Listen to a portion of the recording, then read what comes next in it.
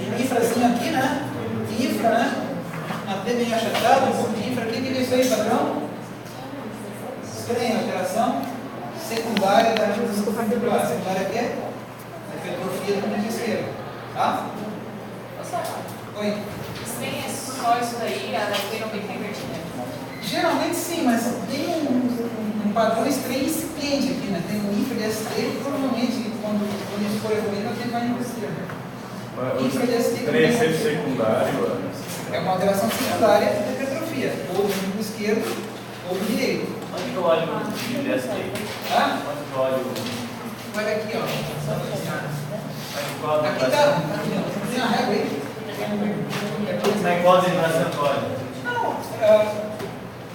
Para ver o ventrículo esquerdo, as derivações esquerdas. D1 a VM, D5 V6.